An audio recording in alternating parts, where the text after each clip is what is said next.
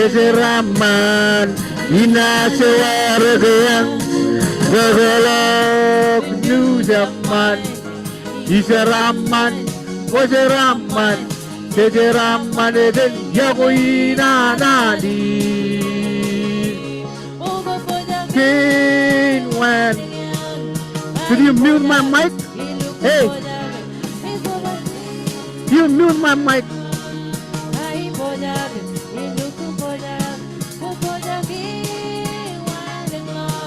Don't mute my mic.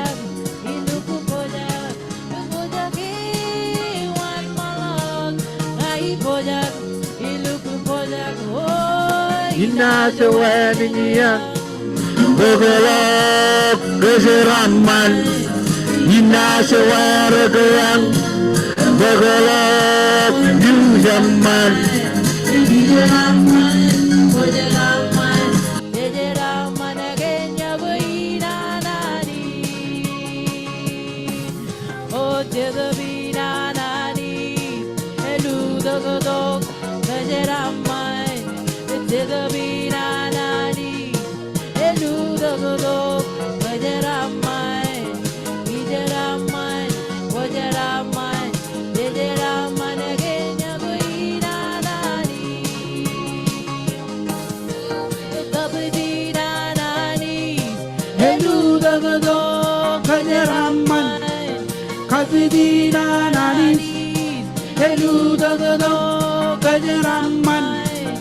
Ayaraman, Wajaraman, Jajaraman, Kabidin Anani, Oh, Kabidin Anani, Eludagado, Wajaraman, Kabidin Anani, Eludagado, Wajaraman, Ayaraman, Wajaraman, Jajaraman, Kabidin Anani.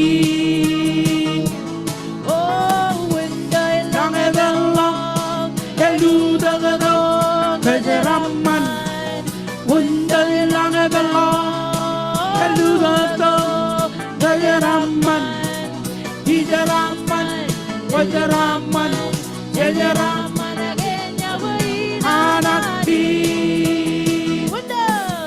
Abu winda long hallelujah.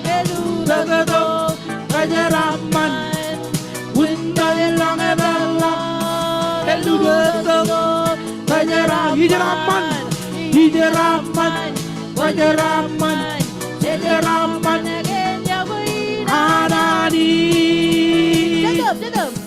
Oh, Chadabi Anani, Eludagado, Kajaraman, Chadabi. Hallelujah. Come on now. Oh, Wajaraman, Jajaraman, Chadabi Anani.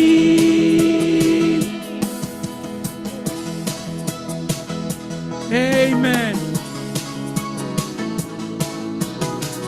Amen.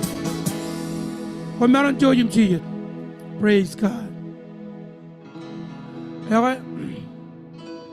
Ano dami yung rimanda kay Warbor John. Why win kina pagjigen?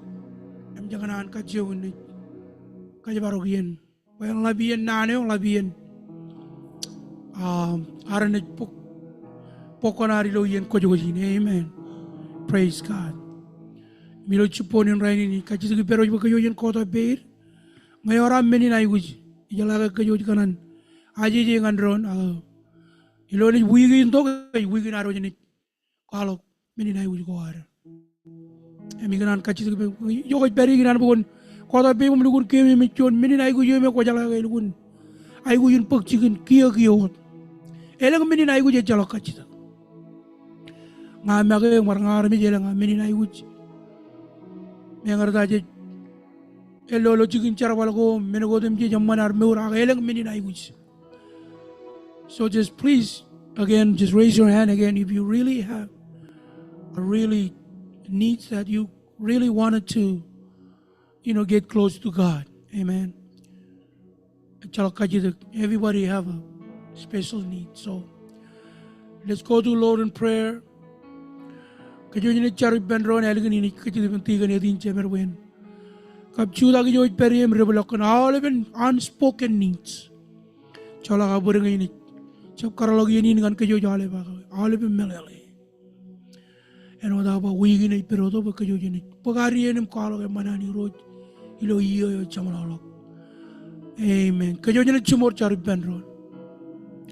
Em barchon halen tiga ni din ni. Chuda kilo ya daruj. Em rebelokkan meni naik usgai. Komola ni parchon halen ilo. Eleng log relevan raini. E chon chanda ya amani roj. Eleng meneko kami reli lagi roj ilo iyo ini kamolo leo. Kare manim choju ko amanis. Ilo wallang lawan meurin ani kwar. Pero di mana ani ngana me orang kru amanis. Kaja baru kemjen corren, kaja baru kemjen. Kau ada aku me kem magai ani kem celoi. Aku arteri man nganam tel kemi roj. Kombola ke carbalina amanis yon ailengun ko amilo yon ailengun ko amin. Eme ilo ailengun seban. Ragagiren ralap ceme memraj buntage ijuran iju ponge charbali nilo am chuda giligir shubu gi pachen anich em charagagir ilo elang win go anich komola anich gan general council iro ragio ceme melap im keren ragio am all in leadership all in chamaron gi nam ilo all in assemblies of God Marshallese Assemblies of God iju godum ji peri Alibin chairman room, alibin regagi odem jis. Imra chuda giligan pulpit. Imkarin regagi odem jis. Im kalok ken nane wam. Ejon a vitamin, vital word to our soul, O God. Im kem kamolo ken mure ayranis. Alibin pegi imra chuda gani mengar da ibon karaygi. Even kalok ilo jon listing anani. Aqua jala iroj. Kan alibin mini na iguj gain rar. Pagci gir roj, elang ayu kuj go roj, kemar kaci tu kepem mergun ayu kuj, kemergun ayu kuj yani, em kemi cara kem kenal lewat wigin, pejan perodo gilo amne kamane, caran mani ya kaci tu kantor lewat ampo kon peripin ale berkano odem jis, em ale BMC odem jis, ale berkano yang odem jis, ilo nai pokon air ilo iya inani. Lewat yen ke ralla bimana nis, yen perde inang largi incup manis, yen ke ralla dengan kacojo pamle, yang ada icap cala aku cala yen ke ralla dengan aliben pamle, lewat pamle inani easy rojilo air pikut, od mejalan kabialan, air cebelangan kabijinin, komol kan murgo air, juga air ipe anis, cemen pamle ini ma aliben rain. Komol Jesus kan Yahweh am im kan chojo am kan kem ka chojo ngai orli ke jawani hero ko jala men otim Jesus ilo morgena haleluya un malo tiga morali moda jana ne jon malo minichar kin mini na gin ke yojina barcharam kamol ro gina ba kristalen kanyang la galo chonot al arne al gage chonot chojo Algini na jon malam, saram kacitak, kenteri aman, si bangan dengan kita kacu.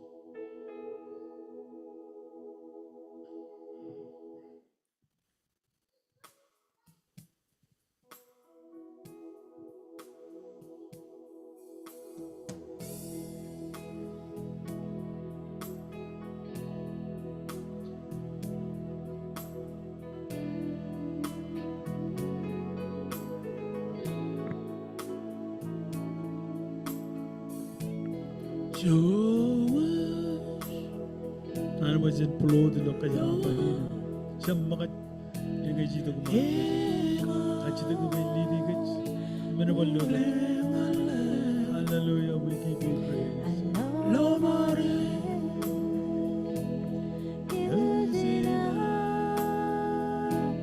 Sarah we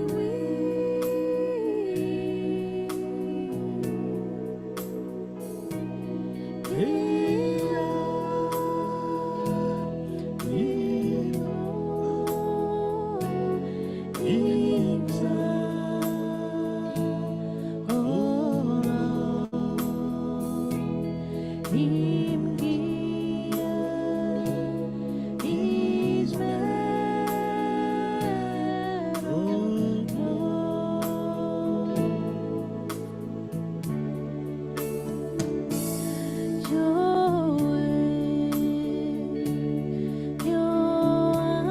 ko na noon malam kamol ni Ros.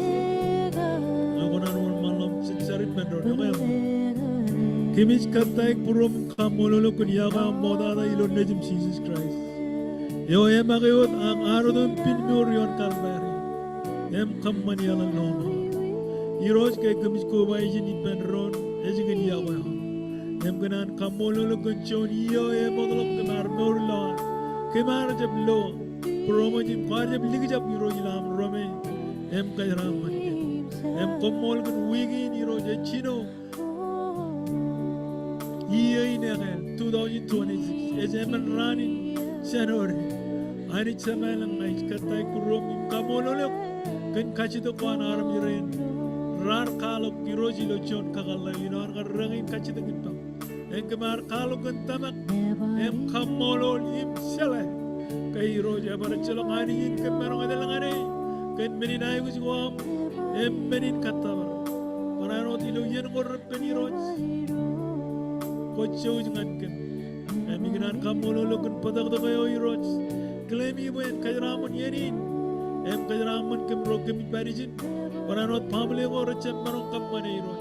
Em ro red bello chingin charabal. Ani chamalang chadamuin kamarang jagay karwan lodong kamagay.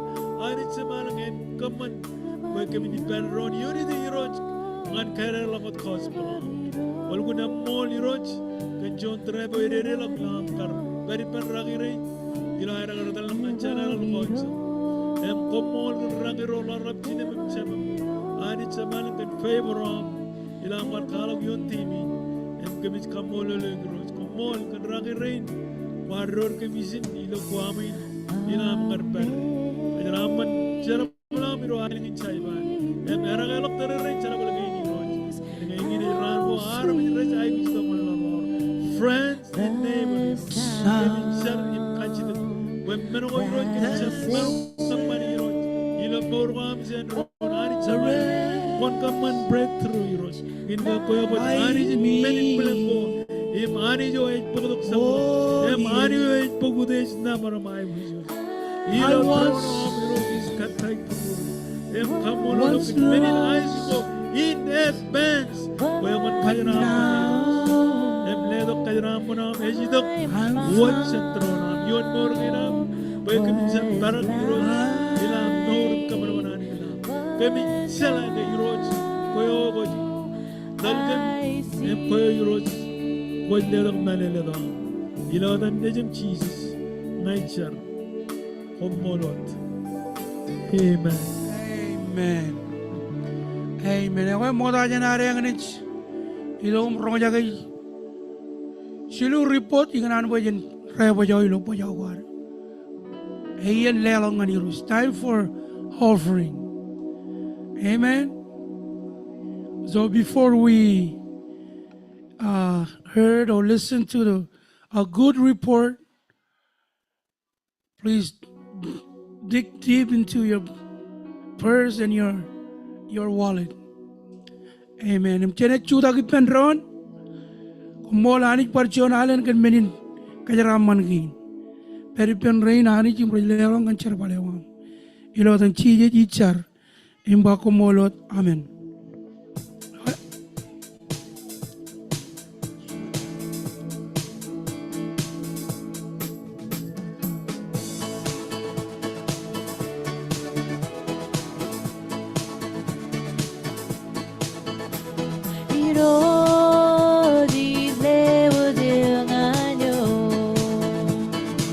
Amen. Joji mon mandak.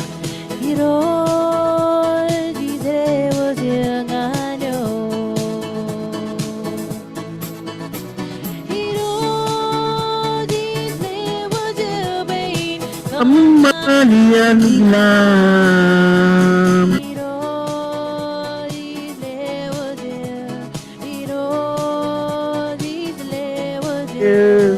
Wehin kamanan. kilam. Hiroshi lewat dengan you. Hiroshi lewat dengan you. Hiroshi lewat dengan kemanan kilam. Hiroshi lewat Hiroshi lewat Wehin kemanan kilam. Hiroshi lewat Wehin kemanan kilam. Hiroshi lewat Hiroshi lewat Wehin kemanan kilam. Amen. Hello, puyin kabubungan Jesus. Ewa, report mo na kay. Ano nga chipejo?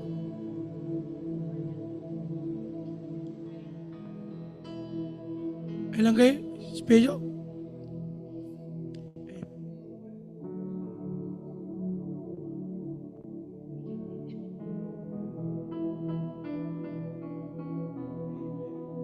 Amen. Ina kar chipejo lo kan kar tojon report team. Report. Ewa ali kar ka kamera wan mal dum chino reporting. Kaya Man. Amen. Ere lo gini. Hetal yeni ni mene kamane. Yen ko doji. Agani wan mal dum chino yen reporting. Evan ay to reporting. Amen. Kana kay Chino nano ko igar kwalo kilo. Choro be yine report menyo.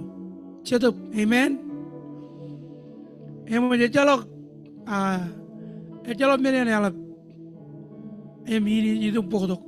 Kana ke jo jalo pim chalai. Era alivien ngeje jeta lengan yen ke alap. Eme Kurdian General Council. Ko jalo mene igar lukun push me bangane dal me ngar dadanam jalo jabreo.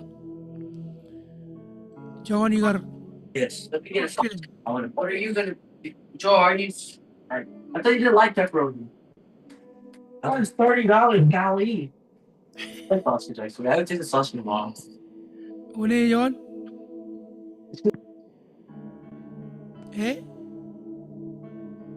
Amen. Onrera online wor jegu. Onrera online. Ngliya walo smiley gelo kabin para. This is a smiley face. Papa barkwala. This is a smiley face. Ema ya alivini redo yetengan komen.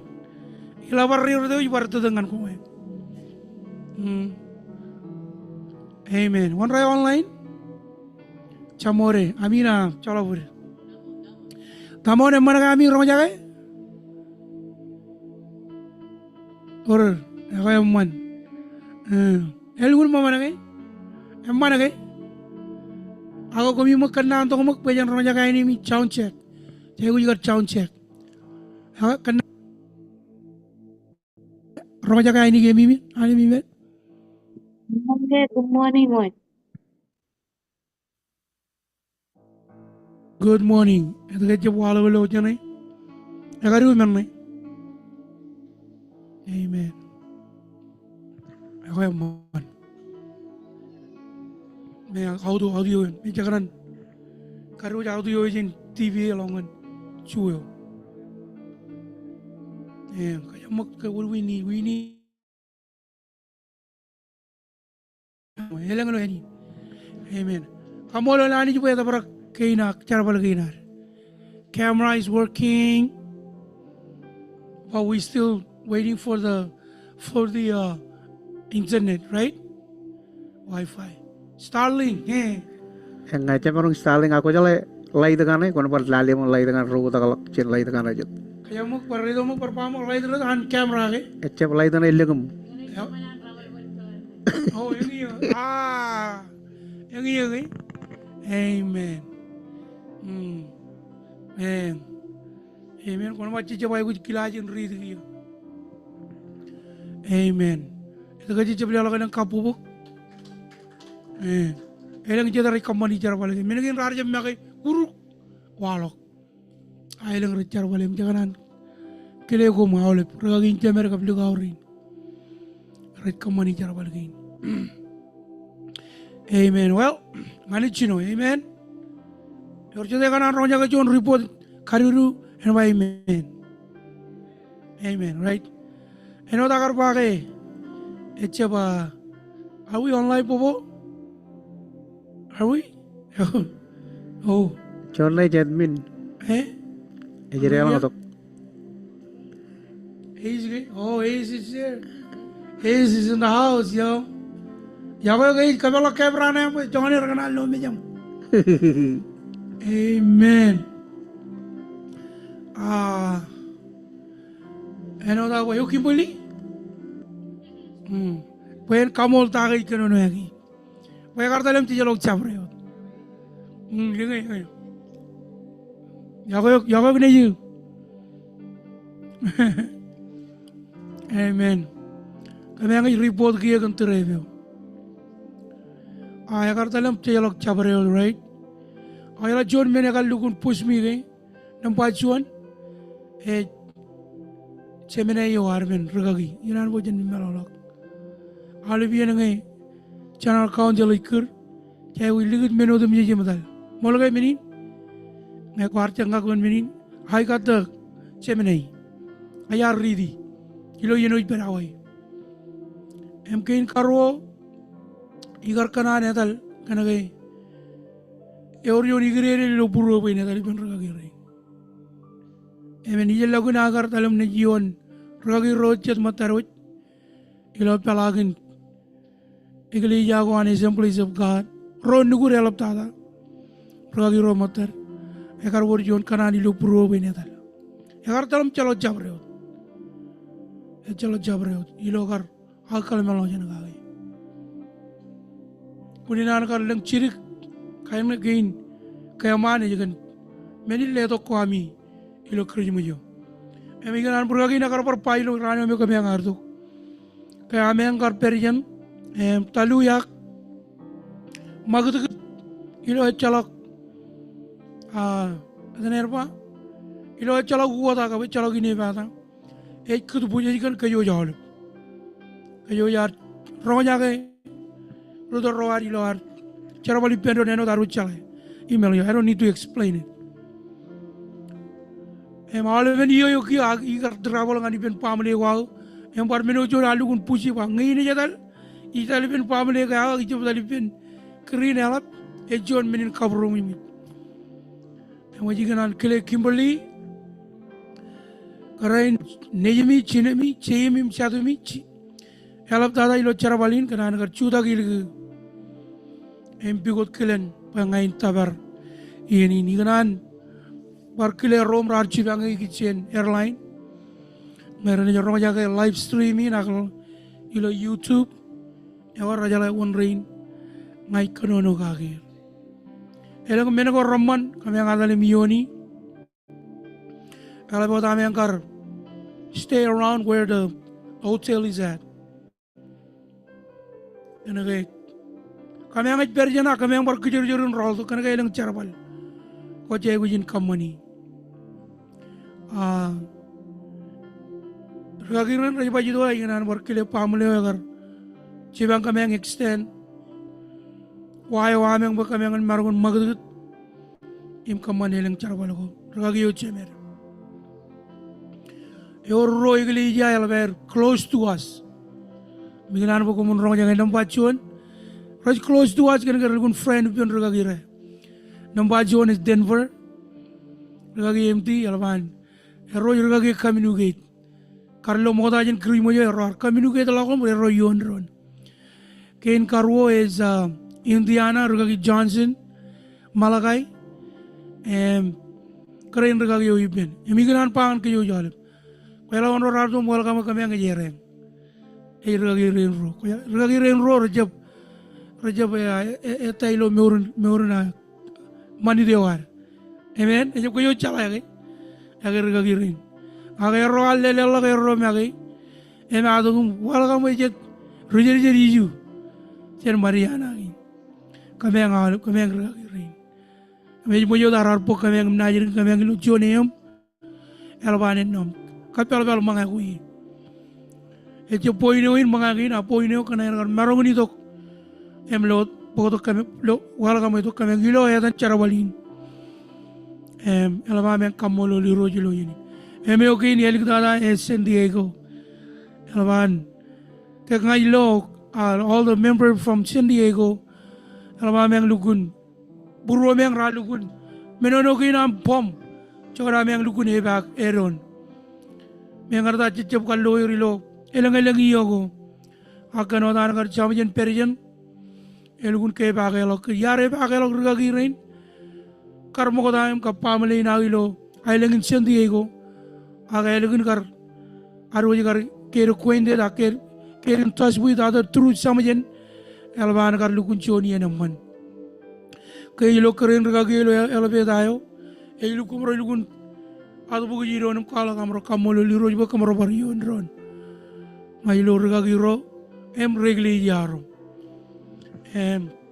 ralukun kanan be kristal nedal beno dami uchala kristal manchala kan San Diego ebe ojang kanan nakar kurei ber e karangan joni andro lagi roche majem e wangen kar dal kristal en kar join yermen ilo program wire okay ije lagun menegi do dem to be back ilo new year in hell Jamalolong way ilal ke yo ni bardal ngani ni ke yo char malak char im kapobo ila ne jadal ilo yenin elang nu jugo char rong ilo koy la yo ay ni kadala ngane robo ron adogum podo nu jugo ralat me kame ngar rong yen rudor ro ame ngilo channel council kane magad kap appointed ko ilo new churches komre perilo island ko har MJ kamolo lani kan regagi rainim red one malo them carry on im kalo kan koj belo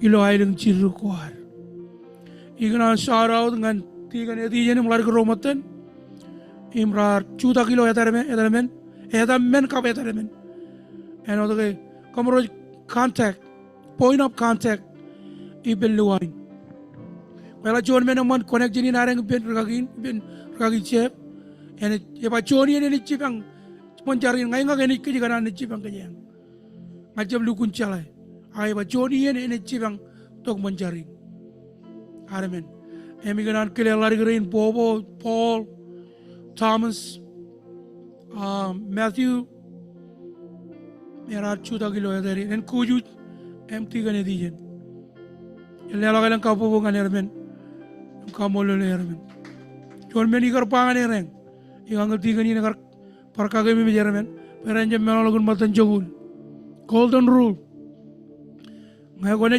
matan jongul ani jene multiple your blessing this is not my word agaj nanu kanani rokko jar awa jale galang kapu bungan ciji jamalak jenga ini lelangan bajerro amen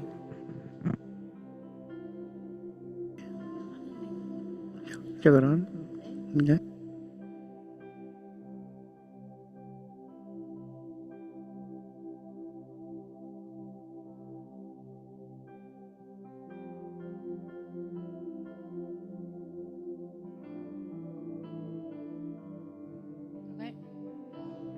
ya lep em kamolo lani jigen meur meje meur kapjon trebeo iri lak kan kajabaro ka plan imona ga anani trebi pen ani jelo teregain ko jo chalai ngai jito ko boin ka ke mimi ke recet terego me ramman imani jene supply ani jene cibang emo daje na melolak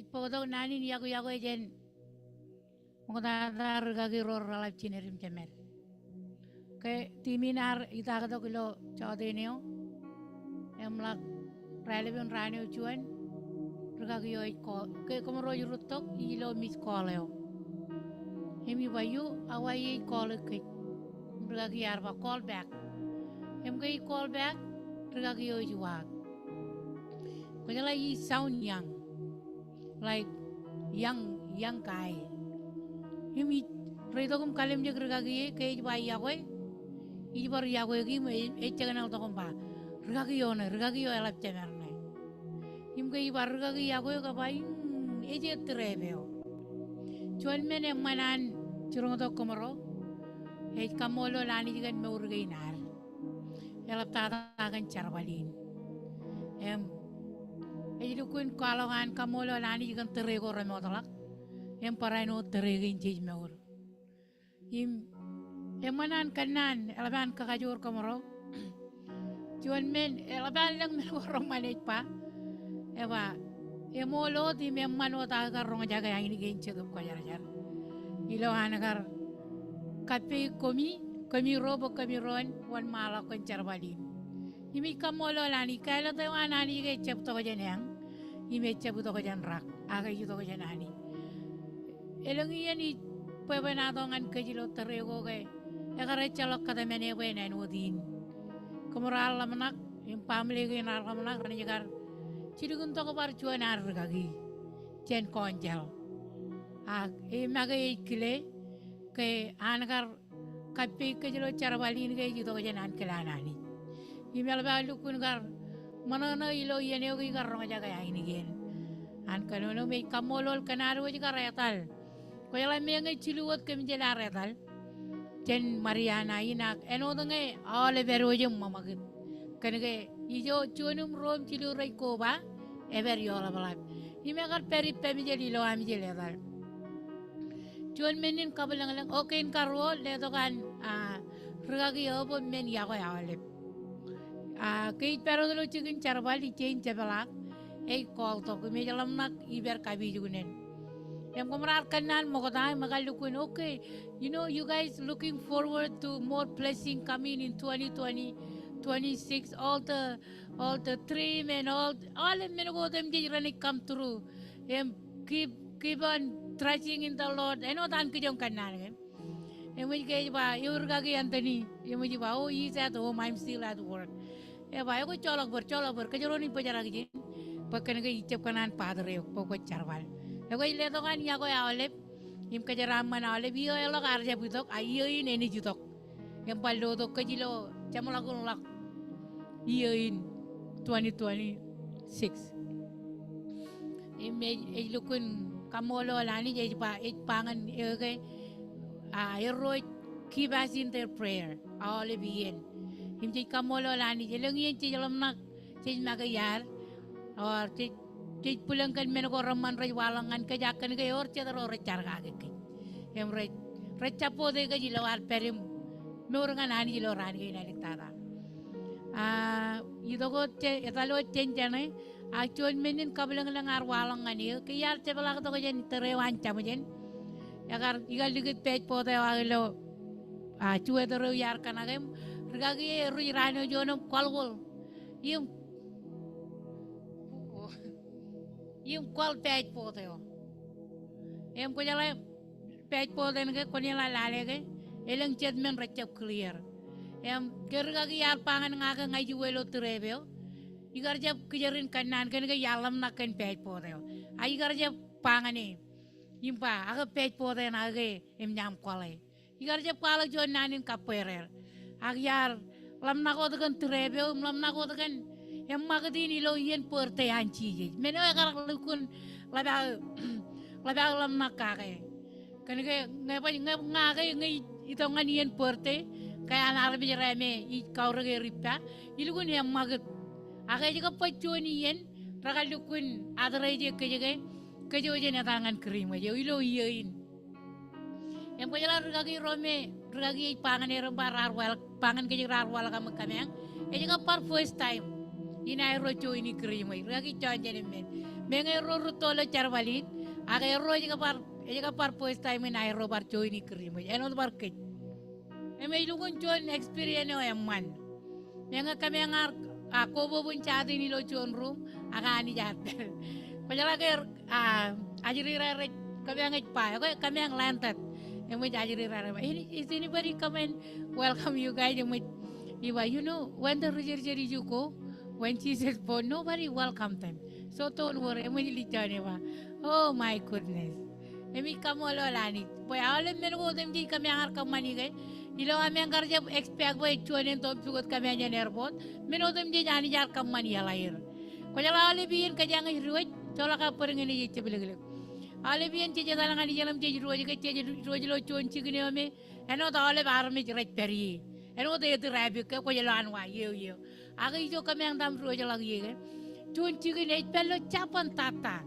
Edi kapten first time kami bakri yain ka kami ang heroin na mata kami jel kalim je heroin ba kri yain eno chichi kapten lan ta di ni agi jilu kun kam olo lani ba ni polak ke jilu chichi kun ko me well e marung ni jo e me je jido gi ilo ar kar to ko mal ka mai chi pa jen experience pa jen chala ga chicha bu to ko pa chadaran ka de ke eno chaba to ro wow lo ka ta ga yar ga ni lo kun kali karangan ke jigan Angar cabotoro, imuan cabotoro. Ilo air gar peri memme jeraga. Ilo gar ranin kiri moje oke gar rubutok pamlean piwi erre. Lady gro regito ko miwa. Pajala ilo the night that Jesus was born, they were image rare jab kigi. Ito ko kumya ngar jab memit pongum kanate pigen. And dia pangal lumaro. Dia menjawab, oh ya image. Aku jalan kay perijin ngai tangan mayor. Pagkani kay today is Jesus birthday. Kung yang may ilo chabo to roga rare image ilo pongoneo. Walo kilo paiba. May kami ang jitakla kami ang Jesus chirik. Mulak lale judo gragiro. Eno dan gragiro. Roba ko kung yang wajum kapaja. Pag kami ang motel yo. Kung yang wajum kapaja kamro ni barcha bala. Impo kami. Emaji kamu lolani. Kio cepat cepat aku jangan pej pode wal. Kerja kini pangan dia ke ngajuwe, ikarja kapere, ikarja pa. So and so, ikarja kagai mimi jangan pej pode ke har kualai. Agi ali ketilo odelo purwa, payani jadi kamanial. Kau jalan kau ni lale dan kau delo menen ke ilun majan pa. Lamna kay wagi bar ngerani skane kay emarong jabrit emi gare kali jaga meni agi lo purwa kay yarta makani par meni no dalo chikin cara balagay igap te balaga do jeni pella jam jen chilu aleng ime karje piroro akachidok achoni an choden ko kay jilukul do kay ora tegat igar ngaw di arbar charbal imke moda jena te balag yar do ko Cirgun lak joina meji. Lo meji jewa igar ko alok te itu ko. Ecce beto. Marong lalem longan cicino minute itu reply pa. Go ahead proceed. Pain apply ngan pegi je live. Nyalu kuno ko tak lekam kapobok. Kai kapobok kai. Royan lumarin recar walipta. Recu tak ligu. Berapa what? I'm going. Where are you going? Emigar pajarak. Agi kamola lani. Caro takan chicken charwal payani jen.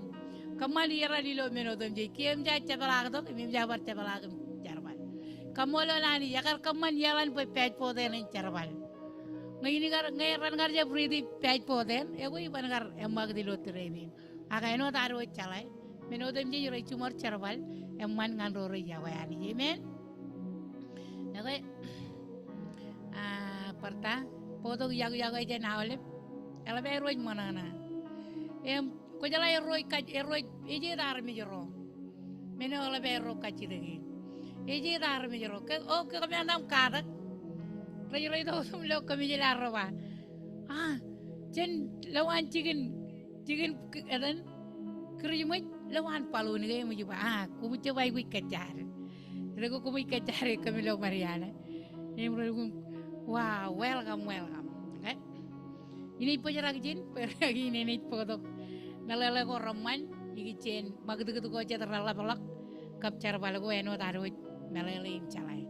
Ali jen kajaraman awale bilo santein, im kap happy new year.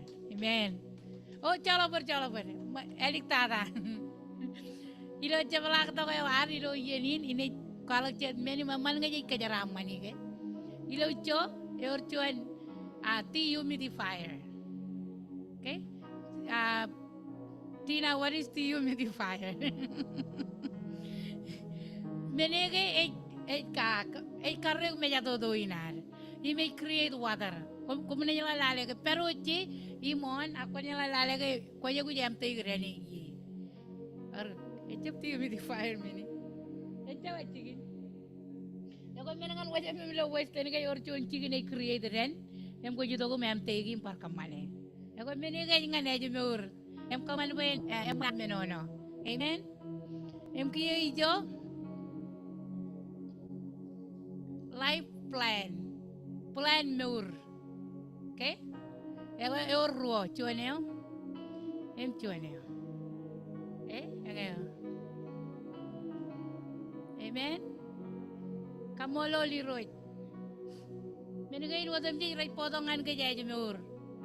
Ko jalang ngaji menono ilo turun kain kay ilo to nganik fresh, right? Oxygen. Kan student roga, you guys know what I'm talking about.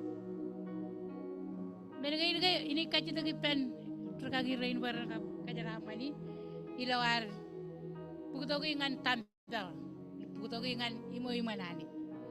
Amen. Yung pertama em gap tama wejan. Lo cuwe or cuan pertama rateo ngan kameram kan gay cep carbat cuwe. Carot kan erkan near bayani jen umur lawan bayan paruan. Em jo staling ini peria. Leng, okay. Ani jen kejaraman awlet im cara malu yui naga. Perkabubuk.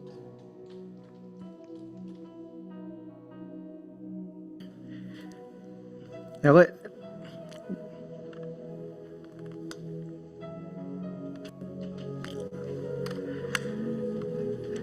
Chatay mananagan report ay maimen. Nga kumuna jaray mandak ngan isin man. The manar lalayan narang. Okay? Clear. Kan mo kata kolak chuta ganot chanarok. Ko balok dilo nanakuan rukunonorol kuman kan reportin. Dilukun oliman report balok ipero. Rar podok nanin kamolol nanin yawe chan roru de yalok ilo charwalina ni roch kan kemiwoj lukun cara man kay elang roret represeni Charwali gi lo Guam ga Mariana Shayban. Chawa inej pagotogot ilang chon report em jer silingontok igchen magadgadin minako konar relok em wawina ergar charwal em kamman wen chon kuilok a chon kerjumuyo yamman pag chen ngan kamman chon minwen amman elap tada yuroj. Ako inotan keren ragi pagan minagay nilang barcha di puim minako chakar puto koy. Eno togay nan camera kain paran marungan ng maner charawal.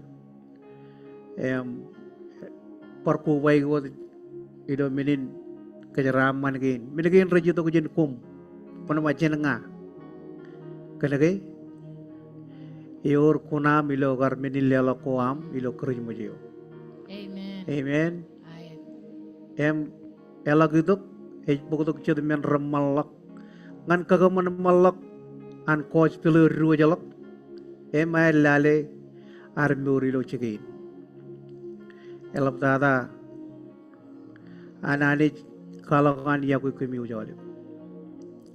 Eko chalak nan elap ino chun tripyo ke marilang ngani chalakar kadamene ke agar to chun ikrili mo jeni lagun kerja mo jinan konsul chakar kanan on malam kamane ino dan ragagin bage ilo chemene na yar ej kalikar ngai chepron meno konsul kamane em magat Aku ragagi ro me ramja rekap dengan ragagi renem magat.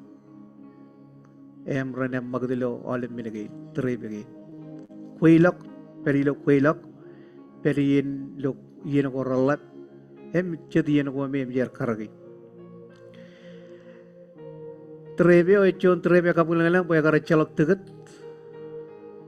Ak agar worche taram yer agar cibang liodok wanen teget. Kaya teget ko free kelok ngan away. Kapulangalang ko agar chalok wanen roldok. Ak yor jon cimaralla be cibang gajole biyen. Ako parkalek teget ko ruamro. And by pay later. Kon by pay later. Emo komoro kagaya pay later. Kom jalay. Emo manangay jam manatar. Ilo tigating. Pag wala ka parodongan yun na kayo may ralat. Ako chala kang problem. Medo komoro parkak cirik-cirik whenever. Alamanam man trebyo. Hebur regeris much. Ebol aramit rajilongan kerja mujagain. Elangar minilletok rajito ko dilu yalo ko air tok. Chen oleh cemeron gain. Karangan melelo ko cecerici biar kita ada. Kailang minilletok.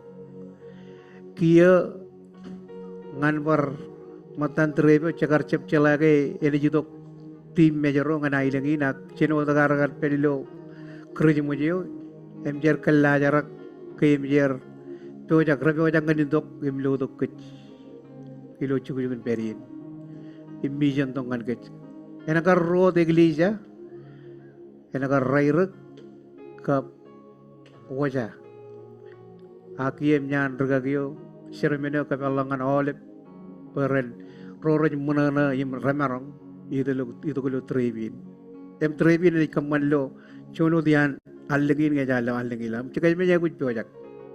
Amen. Kia ke ilo air de judok kum chala recep judok pada. Rale judok kum kajaraman kum. Pada wa ceraman lah pala. Amen. Ino tan regagi kar kalla jara ke ilang appointed ko ngan chitiyan regagi rom chakanan par kali kar nganir ngan ke jawalem lo chodin rainin ke chitiyan regagi ro repojen cara bagi lo cikin gain canto yang mau jual cuanan regagi canto yang regagi church ada jilangan canto regagi angga ada jilangan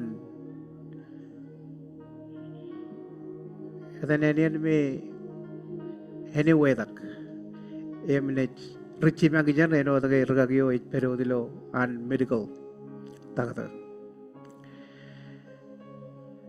Chalok na nalapalok yanan kamulul kumiu jawale pengen kerja menilai to kuami ilo kerja mojo milokar ran ko ralat endem emana kerjun terebe yaman chen menilai to kuami agar war chicken rain chicken jogoy wan cara kay magdegat ilo ran ko ilgada jadi malangan choniyo yo jadi wajan war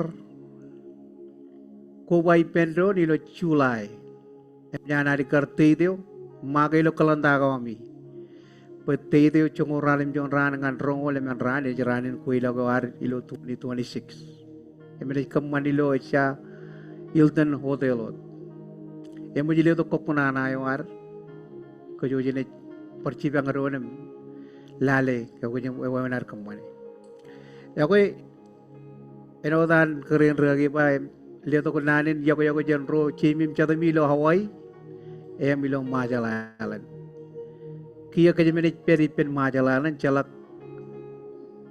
cepata agar jon cepata man kulala trebio eno chen chicken kerja mujinar ngan yo online yen chon yen akadak yo online keme uniform oda keme akadak cakaran kamolol ciremin reinar Rain mi rajinale kejilo majalah na Marianas. Caro kan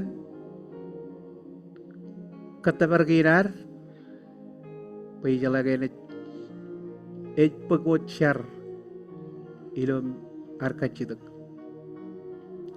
Ya kau kenan kan riyadot, abiluya ngan olip lo elingan rai. Iwan perpukcioni na itu, yang mana jenis pukul ko jin ilo eligada. Yang mana ke olip renper. Pala na jilengot rajurumut tokot, kajitu kipen cara kana beran berkemantangan siaga me tukuciya pelang kupon siaga iman. Ini chicken ruga kira. Jago ruga kicuan ya karena excuse rainin. Tiga no cuan ya karena excuse. Tiga no cara pun laga ruga kicuan ya karena call to kan. Cuan nangan me jiwalak rainin. Emi kana apa jen cara kan nangan me influ. Ecelakan ciatan merong. Oleh merong udum ji menjadi lelangan Christ. Emi orang merongan. Call them nangan mich, than Jesus. Ani jen kejeraman oleh ini lelok kiangan naneo, popo. Jelelok kapopungan Jesus.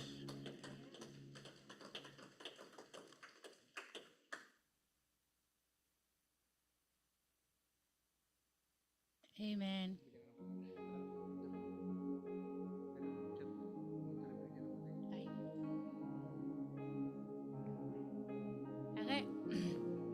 Kamolo lani ole ben meji jiga rar wala gilo kirji mo yo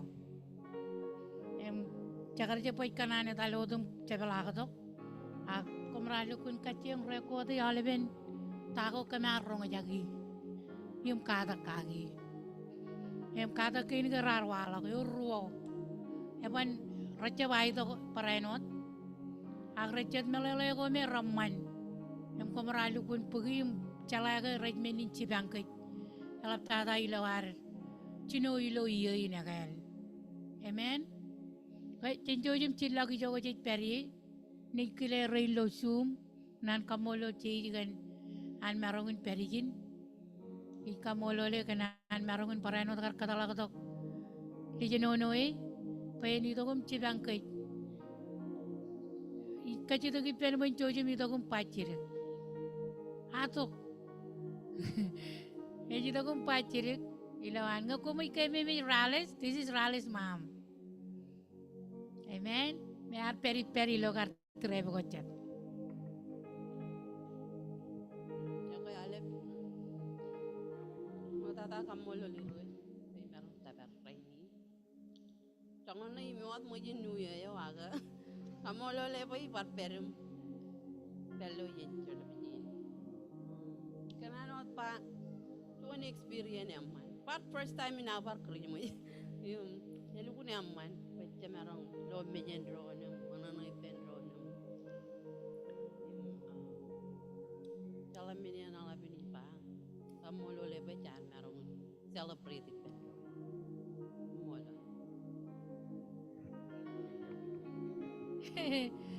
Siya ko Amen. Kile project ini nancari development. Ilam nak evera hospital. Aga eno dengi cije do cije. Cara gani ilawan peri lo jo nang ni mit utamu eno taru chalai. Ke joje ne chilla ko mine char. Ani kami kamolo legum kami navaryo. Kamolo ga nam tabardo kajamin kain kemen ilo 2026. Ani chen kajam chuan ngan kajamin emen kwar jab ligijab. Kwar kali kar pulane wa me mantara. Ime alikar im kami lukun kamolo legum navaryo. Cibang kemani im kamani ba kamin papa kalengata ka jam terego yijo kamar peri ilo 2025 im kamani ba kamin langa jag ilo iyin im meur ngane ko ani elabalak ilo ameur kay ba way kam ngane eno chona ni jin langum lal chona ni joy lale kam ime cibang kam ceba ka ole bilo yenin im kamani ba kamin marangun meur ngane ko ani kanan kelam kajaraman rein reberijin rorone ronga jaga im lale ilo Zoom, yung parano droron ni lale ilo live stream. Kajaraman ko mo chumor ilo edam chijis kumolot. Amen. Okay. I need amen. Lela kailang kapungapungan chijis. Man, ganan kile alep. Em kamolol. Welcome everybody. Today is the first Sunday of the year, number 4, day number 4. Kamolole kanangar periper. We really want to give thanks to our Heavenly Father for being with us throughout the year 2025. The creamer first.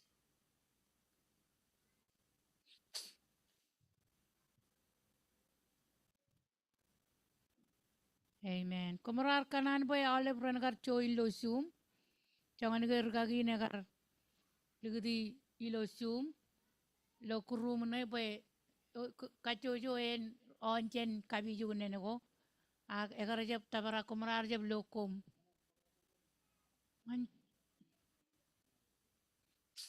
Amen. Chojum ray mantak. Inu iganan po renjab lo renlojo. Okay. Breakthrough yo am ilo running Christmas. Amen. Breakthrough yo am ilo running Christmas. Pagbenado in Christmas, kagay may jigan tayo, walak, ngay ailang, ilang pelang ngan kich. Amen. Ano tayo man ng itip periji? Narang periji ko. Okay, just 1 million. Cholok po. Can you read it, Penron? Can we read together? But when, when you say it, it's really registered in your mind and your heart. But when you listen, sometimes come here and then go here. Edi mo yake? Man nga read it, Penron. Meche ya, pabenado in Christmas, kagay may kajigan tayo, walok, ngay ailangin lang pelangan kich. Your chun yen, iyan agano kabalang lang, ilo teregain, lalin berakan marok. Amen? Lata kayong anchijit, pagotok maram. Kaya diri im lomor ngalalin. Pagotok chun okotak, nganin reo. Chabilo tereo wat, nganin reo. Breakthrough in our walk 1,000 years ago remotalak. Available ngan kay awlep rainin. Amen. In pedajen in perlang ngan awlep. Ilo pongan rin ranil lata kayo ang chijit. Rilale chibro, ralale chibgo ilo Bethlehem and what air kujong kaman. Meurgo air rarchet meurgo ratay im rejumpal. Rebiroro. Awlep ran rar kamane charbalago air im rudin go. Lori arjab ogotak. Ran ngan ran in air kaman echa wawenin wat. Chibigo rarjab ogotak im norgo air rar perwot ilo chongan ewat. Padap waran anit plan ngan norgo air. Ilo choni yen airing Norgo ay rarogodak. Rarogodak jen ordinary ngan extraordinary. Ilo ponganeo menodem jij alur im lang chino an lang chino an meramlak kan ay bojoj ewan anit. Chuan angel in iroj walang ngan chabodro im meram ewan iroj ramag yuir. Amen. Chawadoro lalangang kaya tamadam air irre kan romag in meram ewan anit. Enchelo kanono nganir enwan pailo lugro chongol. Ejaba enchelo pa nganir komunchem mijak pei pogoy ngan kom nan ko raman renai kanoy kainaman armit wodam jis. Amen. Wow, Sean turn around eganuj emman. Ilo chuanian egaru meram yar pag chigin marok. Ainigin nabar yar pag chigin lur. Im langlang yar pag chigin mijak. Yar wor chuan meji ilo yuto kayon anit ngal laleo. Lalin eo enaj ugotak menodem chich nganin reo. Mejijin ercep ngan cabot root agay paranot ngan kwe imnga. Amen. Hallelujah. Meramin echuan yen emarok krijmoy eo chinun tata im chuj ale melele kage ke kwalong ngan ken kajur in moleo per ilo yagoyo ananit ngan kej. Anit emerong konono ngan marok kabol kej. Echuan wanjong emman kanan ani marong ugot ilo marong idok ilo chuan ieneo cecep katamene. Ime marong kobra porogo ramarok kan marameo han. Amen. Hallelujah. Polen rainin meureo am ejenwat meureo an chabodoro imenuat nge kwasitak ilo chuan chijen eben am lo ogatak. Eorien koi kachi de gipam. Mage ngelang ejala kachiam. Rocheim chadu chapere. Ako min rebijuat tamagayo penge ani jay kanono men odem jay ramarong ogdak. O ilo chuan wawin emmalak im egajaraman. Amen. When God said things, things happen. Things take place.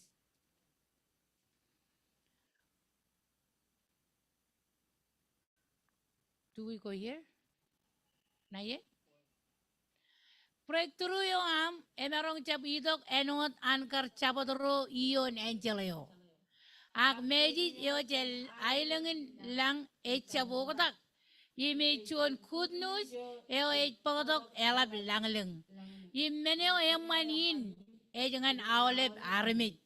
Echabungan ro rakajor wat. Echabungan ro elikun weapon meurgo air. Yes, langling in ngan kwe paranwat. Chakaron yayo kwit peri. Lugolaben abang odemji. Lugolaben peub odemji. Chije jarja buidok pen kaji giyok. Aka aridok pen kanemgoy. Yok ilo mol indeo. Yangin krijmo kajor ilo krijmo kajor in koch peleo. Amen. Raini ne jam.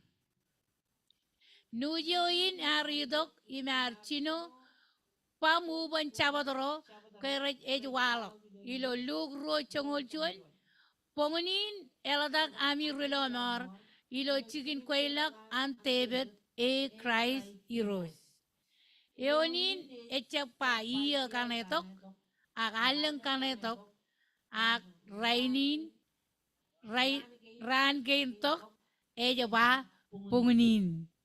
Wow. It's about 2026 or 2027. To ag ay about pungunin. Amen. Ilo eleng iyo ko ramotalak.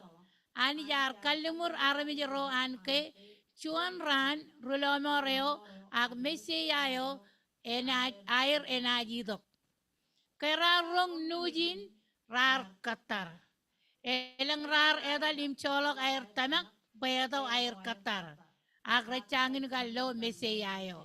Akemimit pe anit echem malagalak.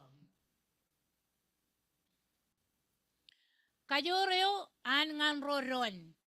Timing yo ananit echap ekairir im echap rumit. Ilo pongoneo chije aladak right on time. Imilo iyeneo ejechet.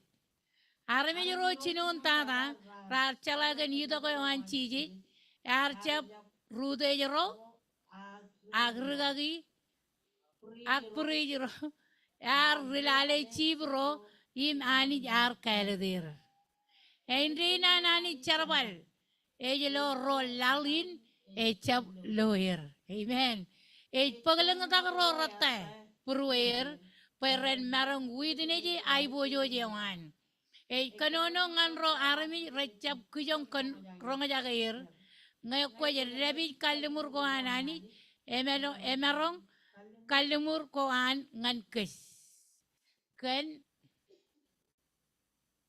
kemur kan rolak im kwaj kadamene ke yor chuan breakthrough po jagin walak chap kibab ko chap chalang raini ne raneo ko merong jab kadamene ak emerong raini neo meramin ani enaj ugot menodem ji ngan yuk im ngan nga amen ani je chemmiji appointment ko an im kalimur ko an ngan kej rechap expire kalimur ko an remeur ragajor im ray kataro dienio ejechet im ani ar karge peren walak im ekke air idok ilo wewen eo kochep kadamene kage wow elap tokojen wage wam ke chabodoro rarong enan in ke mesiayo ebo jagin latak ramarong ka rong im perot ilo melaj Encheleo ar karongir ke nujin emman im ramarong karajab magdagat agar wur chun yigrered ilo purwer peren pigodalak ningningyo alatak ilo Bethlehem. Amen. Im lale tayo ar walak enwat an iroj karchurongir. Ayat rarong enanin ar chapengan rarong im rar kanan iyon ningin im rar kanan loe kan mejair amen kememit pa lifestyle yung anchabod rain rar lukun simple rar perod ilo ijo rar melele im chalekage ak air kamagadir kaman kaman menin air ruwajalak chen comfort zone ko air rar edal chen yiminene ko air yim tamak yo air talak air ngan ning cheeses yiganan kachida gi pem rainin ak pas kwe ko jege ba je magit enot kar chabot rain kay rar rong kay ning yo jalatak rar jet perot ak rar emagit amen ilo am emagit ko je emagit chen comfort zone e ko peri rainin amen kemi me bay ba kon ragdok imini ragway okay edalot ko jalagan pebe nado in lata kay wan chiji im komerong par kili yon go ilo bible kan pebe nado in akwarge chibarag pasli emeo wow pasli emeo am yorgay chuan kanan ilo purwam pegwan iyon chijis akwajige enwad roset im rarong im parong ak echalak menen rar kamane amen rochim chadu kememe pe breakthrough yo am echap idok chan tamagayo an rochet idok nge enaj wor chuan yigrere ilo purwam pegwan iyon chije im kile ke emol im emeur yin pedejen yin ebelang ngan aulep chagaran wan idok im nale idok im hiyone pe yangin e mesiyayo idok il lonoren lao amen kwalok kage rilonoreo this is point tilu kay chabadoro rar tagagalag ilo pedliem rallo enwot an karenjeleo pa chon ning emay kurboge imej pabu ilo chon menjer lug ro chongo ro yor chon yen yo lukun rejetak kakajor im kamanana chabadoro im rarja merong rebi chongan air manana ein rein koj peleo nge emay am iyon chije chuan katan koban kanan rebi juat ipem magi akonai kanan kwalok ngan rochet kan experience in elap ankar emman ngan yuk amen History nagarba is good experience. First time agar join the Christmas, ime maga agar experience join experience yaman. Ngay amay amlo an ani join nganiuk konaj kanan kwalak ngan all of it lalin pe renchala yayo ren pugot ye. Ayat cabadoro rar cabalang ngan filgo ag rar jab enwad mogda. Kenige mjay lo cheese. Lugro rongul ke cabadoro rar cabalak rar al im nabarani ken menodem jej rar rong im loi. Perar walak echa enwad an enchaleo kar churongir. Cabadoro rar pa rar par cabalak do ken elam manana turun meje ilo turun mejeir. Menge rar cabalak do ngan par wawin morgo air. Ak purwir arkel im rar obrakal langleng eo ani roj. Rar cabalak do kencuan pewenado eo rar kanan sere. Amen. Yang in wuli nam lak cabalak do ke keben kachidok today pakamin share the goodness of the Lord. Amen. Keningay tikanan pakumun rong jagay. Rong kagay. Amen. Enaj enrin ngan kit lang enaj pelak imprek turu yo anani enaj pagchigin. Meurgo ar ramarong obrakin pub ko imero ko ang emo nyamu yung chije chuan katen menodem je ranaj ogotang nganiuk. Amen. Menin ledok eo elap wunin ar kememe. Ilo krij majin iganan pejen meur kan mejin cai kada kage ilo pebenadoin meur eko an sabadoro. Ani jar kabelak lang imar walal tak nganijo sabadoro rar peri. Arja pogodok ipentok televiju in charun tarinai. Ak ar pogodok encer rohan. Arja bidok pen kaje lalin agar ridok pen lonoren lar. Chije jal ligut ay bojo jawan. Ude jawan. Pen erum nejin armit. Pen marangun nejin anit. Amen. Amen. Chije jal ligut ay bojo jawan. Ude jawan. Pen erum nejin armit. Pen marang erum nejin anit. Amen. Yang ini menin pulangyo ilo ranin Christmas. Ela buinin pen lelak kamolol. Echap kan tayo chije ledong ngan kit akan wani. Echap kan marami kamaram lalin wat ak parano dengan yago kwalang ngan kit ilo echalak changan. Amen. Meji jiwan enceleo mol wat ngan rainin. Pungunin elatak harwaj relonor.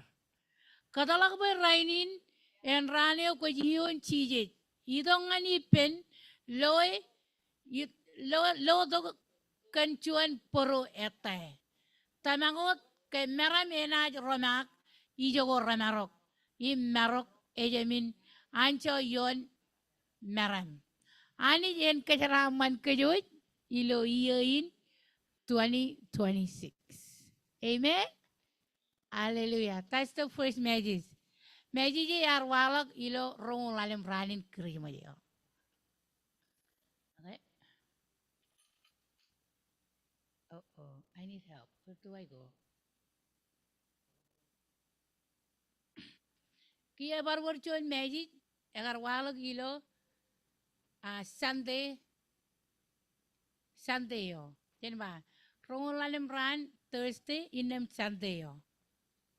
Em nanin agar kabalak iya iyan charin mani yo an rocherim chadir ilo ICI. ICI ilo cry imarong. Okay? Amen. Parchojim ray mantak. Taidalin kadagin kain karu ay ba pagkanur ilo kajor in chelak per. Amen.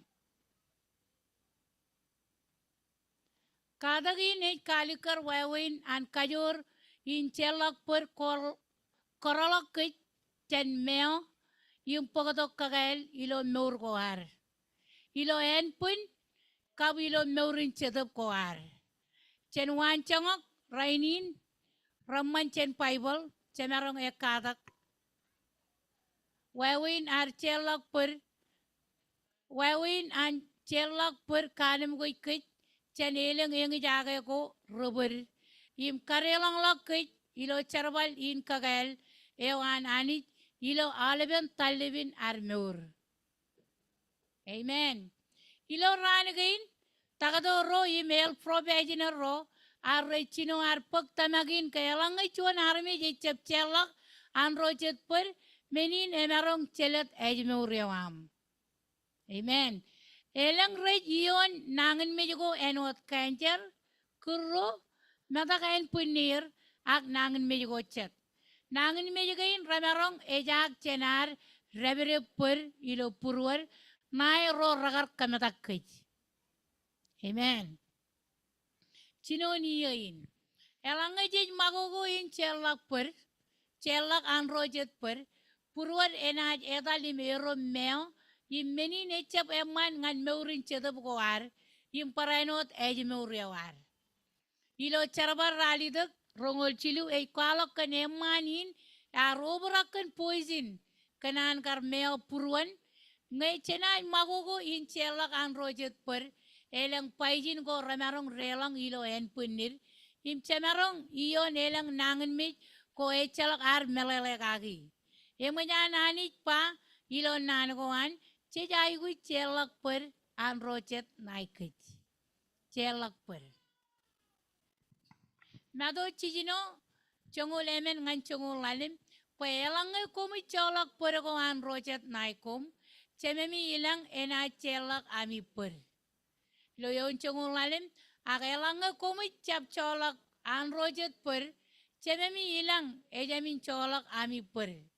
Elang jay kilege meurgoar relogo jak igan anchirong kay kanchon nuj eman rainin. Anit eganan kanim goit kich. Amen.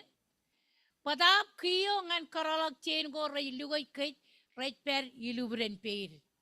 Chejay go in kebag hiroj cholak yen go ari pen im char im kachidak pen charbal ilo purwar. Evan piroro iganan pejen kachiyong changanodar merong chelak per an kachojo arami ro ragar per nai kich pe menin ena lukun chibang kich en wachet rigristin ro. Eman gan alep rong jake? Amen. Okay. Itanak kayo alep war are yung jake.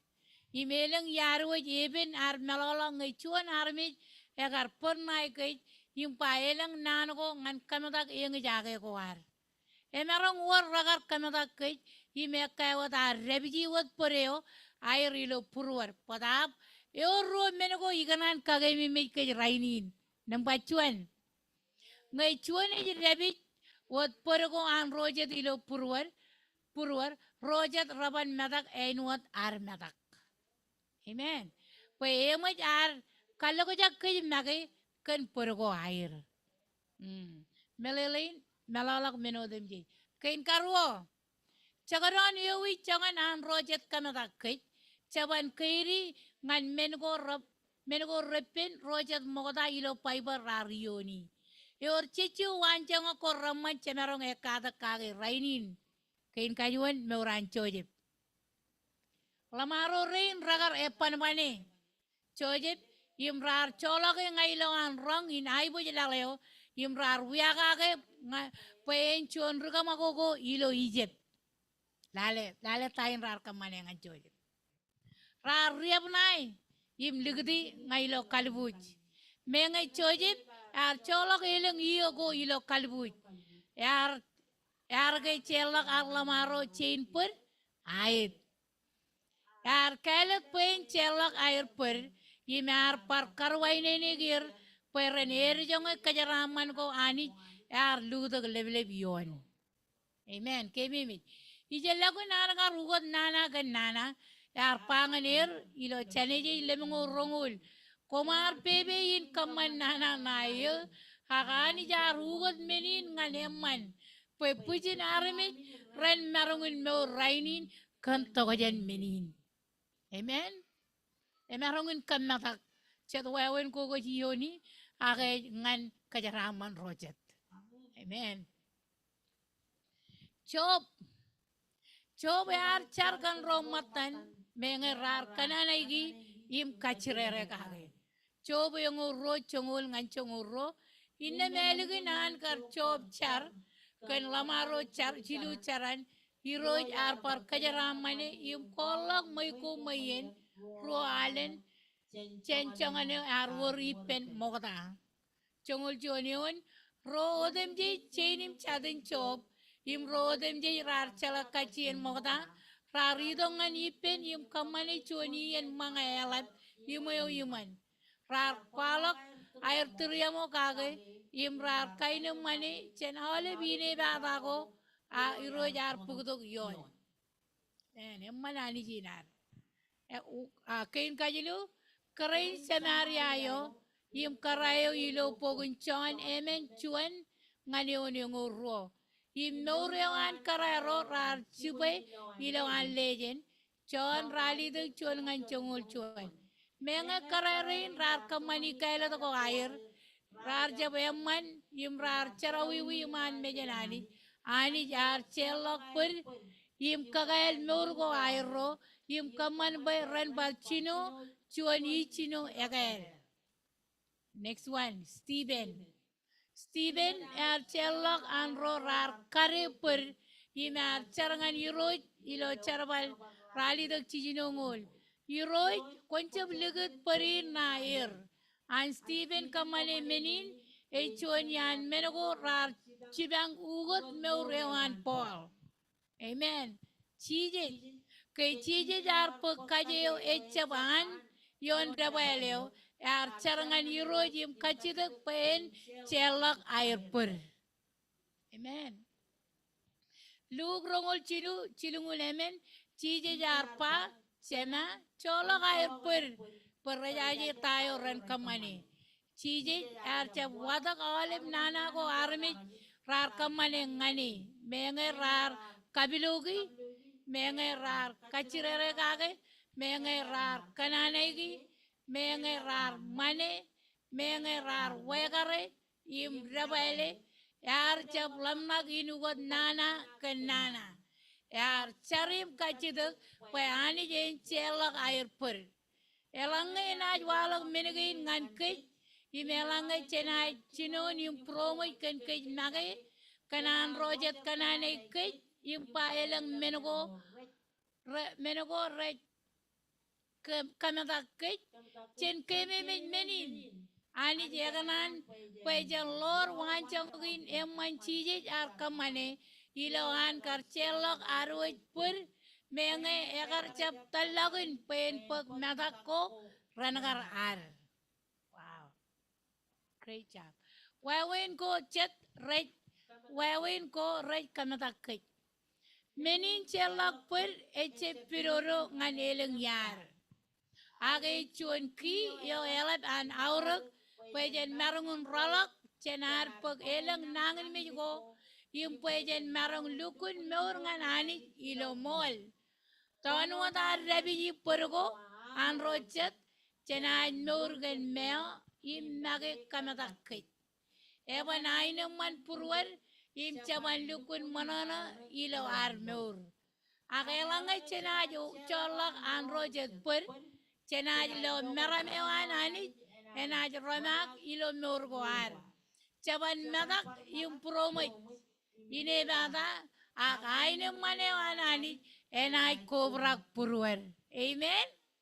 Hallelujah. Kumoli roy tebedar char o ani kon etale im chala purwo kon meli chunga im kle lamna ko al Walnale elange or moni longa im kontale ilo yaleo e nganin reo cham chubui chilungu radim jon rongo chilu im rongo lemen iloar chap kaman per im magogo in chelak per enaj lukun kamata kej im kakure meurgoar. Amen. Yor jon regagi egen cholak chichoran ilo kachojo aleng pen kebaganit Yar kanan kamanani and ipen ani, him kachidak, elanga or army and eligijab in chelak air per.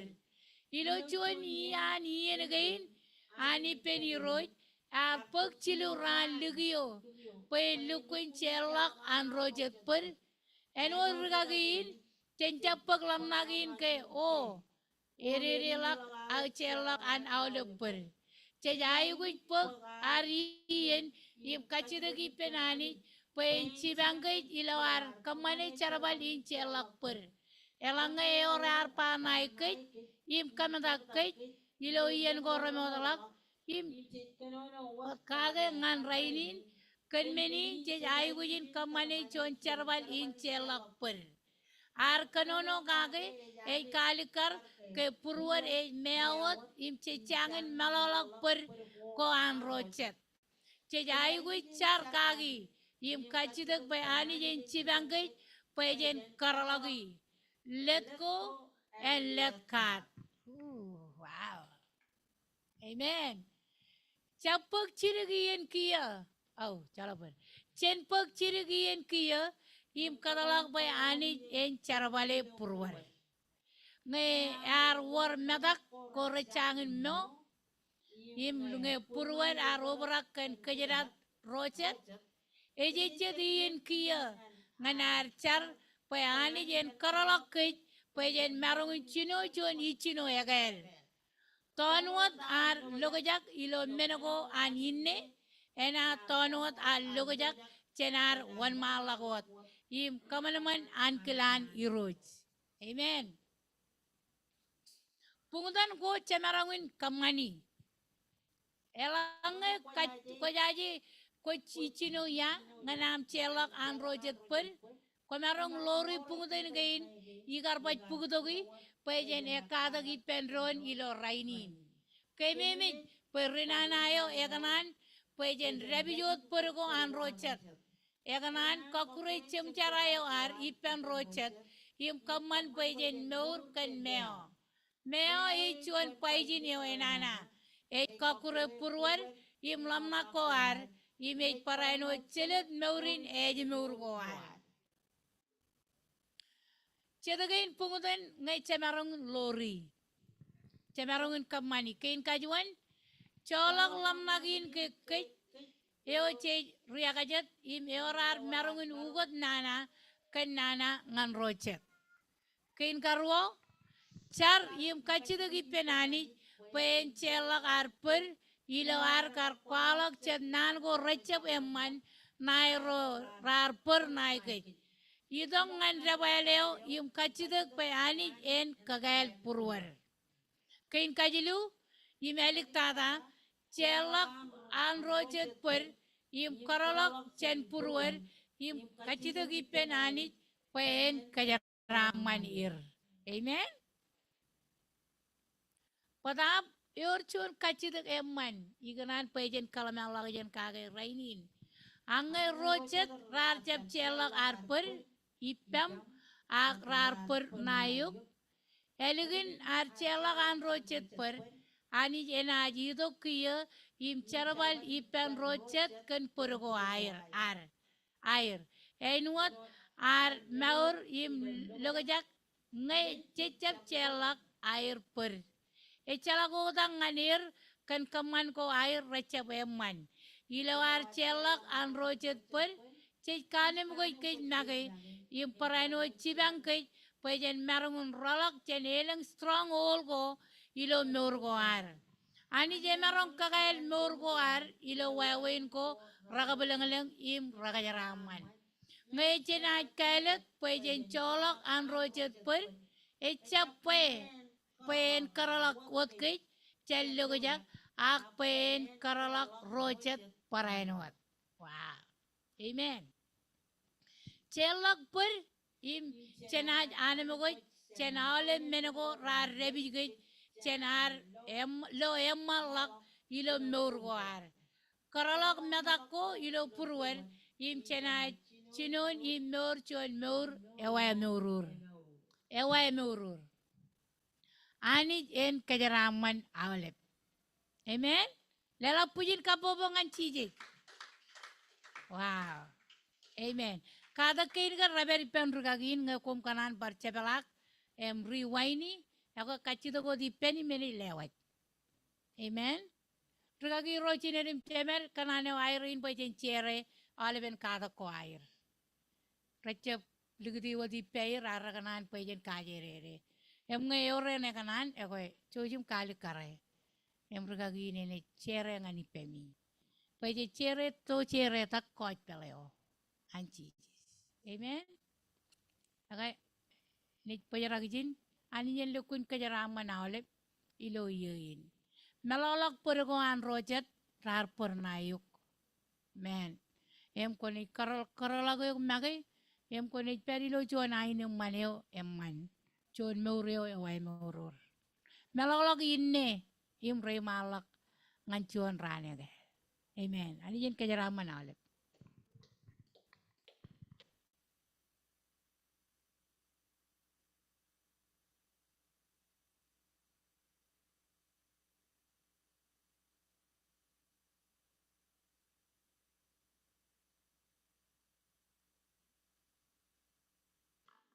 Ako giya